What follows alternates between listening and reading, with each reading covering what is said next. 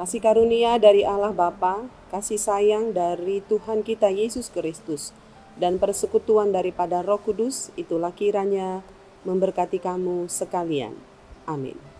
Bapak, Ibu, dan anak-anak kami remaja dan Naposo Bulung, marilah kita bersama-sama mendengarkan firman Tuhan pada pagi atau dalam satu hari ini yang menjadi renungan untuk kita, yang diambil dari kitab Amsal pasal 14, ayatnya yang ke-31, demikianlah bunyi firman Tuhan. Siapa menindas orang yang lemah, menghina penciptanya. Tetapi siapa menaruh belas kasihan kepada orang miskin, memuliakan dia. Saudara yang kekasih, ada satu informasi di satu tempat di Jawa Tengah, yaitu di Wonogiri. Ada peraturan yang berlaku di sana, siapa yang menghina orang kaum difabel, dia akan didenda dengan nilai yang cukup mahal, yaitu 50 juta rupiah.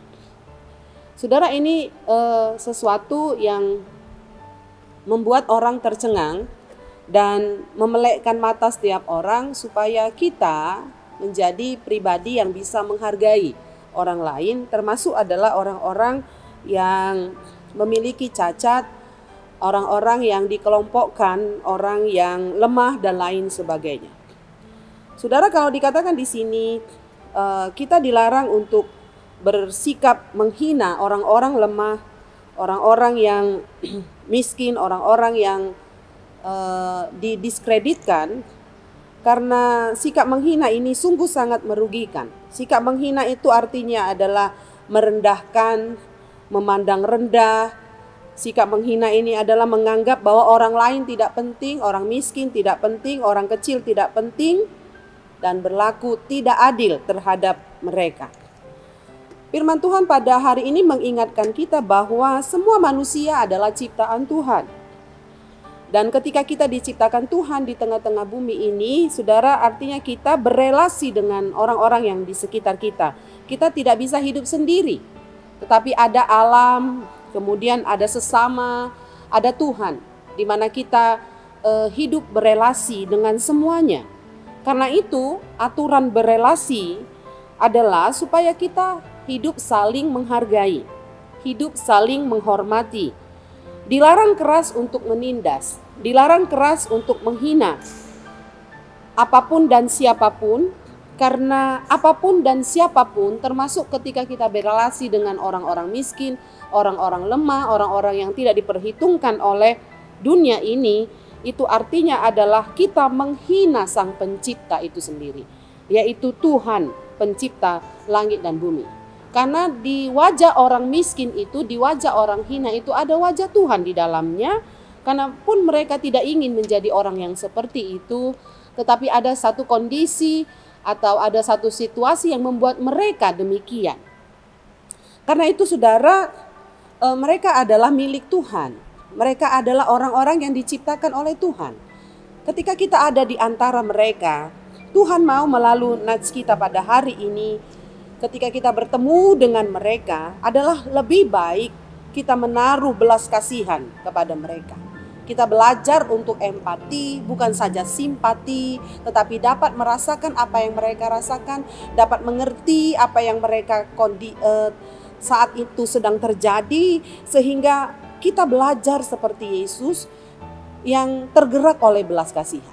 Ketika Yesus bertemu dengan orang kecil, Yesus bertemu dengan orang miskin, Yesus bertemu orang yang terasingkan, maka Yesus pada saat itu tergerak oleh belas kasihan. Dan oleh belas kasihannya itulah dia membantu, dia menolong, bahkan dia mensejajarkan dirinya dengan orang-orang yang lemah itu. Dengan demikian, saudara, kalau kita belajar dengan Tuhan Yesus, kita juga telah memuliakan Dia. Firman Tuhan pada hari ini sungguh indah. Tentu apa yang dikatakan oleh firman Tuhan di ayat yang lain, selama dunia masih ada, orang-orang miskin pun tetap ada. Di negara maju sekalipun kita masih menemukan orang miskin. Karena itu sikap orang-orang yang telah diberkati oleh Tuhan, sikap orang-orang yang hidupnya berada di zona aman, sikap orang-orang yang secara fisik dia sempurna, secara ekonomi dia telah terberkati, Maka pada hari ini firman Tuhan menyapa kita. Kita dilarang untuk menindas, menghina, dan mengecilkan mereka. Tetapi justru orang-orang yang telah percaya kepada Tuhan, yang telah ditebus oleh darah Yesus, kita mau empati dengan mereka. Kita mau belajar untuk menolong mereka, menerima mereka apa adanya, dan mensejajarkan hidup kita dengan mereka, bahwasanya mereka pun adalah ciptaan Tuhan dan kita juga adalah ciptaan Tuhan. Sikap yang terbaik adalah memberikan belas kasihan kepada mereka, seturut dengan situasi dan kondisi. Bagaimana menolong orang-orang yang lemah itu sehingga mereka mendapat kekuatan, mendoakan mereka, memberi belas kasihan kepada mereka. Saudara, itu adalah sikap yang panutan yang harus kita kerjakan di dalam kehidupan kita. Karena itu firman Tuhan hari ini sungguh meneguhkan hati kita bersama, supaya jangan lupa ketika kita bertemu dengan mereka, jangan ada satupun yang menghina, jangan ada satupun yang mengecilkan mereka, tetapi justru kita berbelas kasihan, menolong dan memberikan suatu tindakan nyata kepada mereka, sehingga ada kemuliaan, ada sukacita di sorga. Karena Tuhan tentu tidak turun sendiri, tidak bekerja sendiri. Dia mau bekerja sama dengan kita, orang-orang yang telah diberkati oleh Tuhan. Kita diberkati supaya kita menjadi berkat.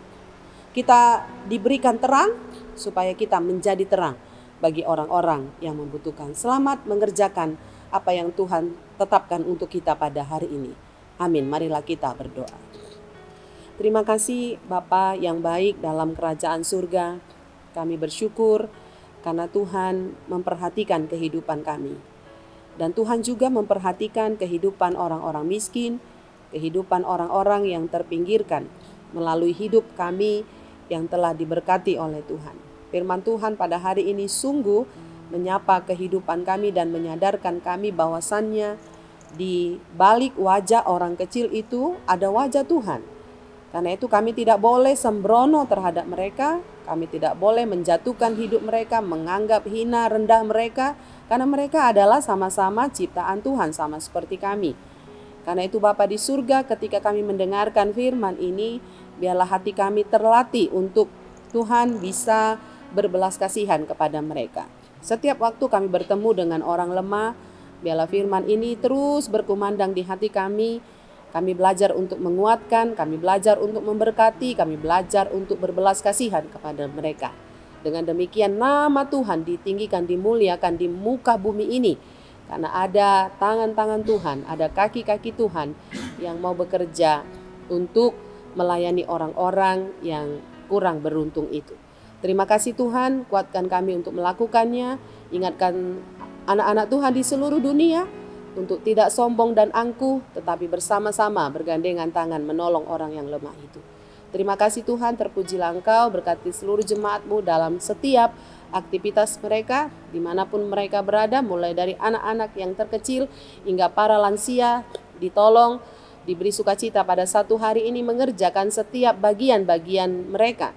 Dan Tuhan yang memberkati, setiap orang yang sakit Tuhan sembuhkan dan jamah, orang yang berduka cita Tuhan hibur, orang yang bergumul atas setiap problema kehidupan mereka, biarlah Engkau menguatkan mereka untuk dapat memenangkan setiap masalah-masalah kehidupan mereka. Kami percaya Tuhan kami, Tuhan yang bergerak, Tuhan yang tidak meninggalkan kami, tetapi Tuhan yang terus mendampingi kami kemanapun kami berada. Dengarkanlah doa kami dalam Kristus Yesus, kami berdoa dan mengucap syukur. Amin. Shalom Bapak Ibu dan saudara yang kekasih, Tuhan memberkati kita.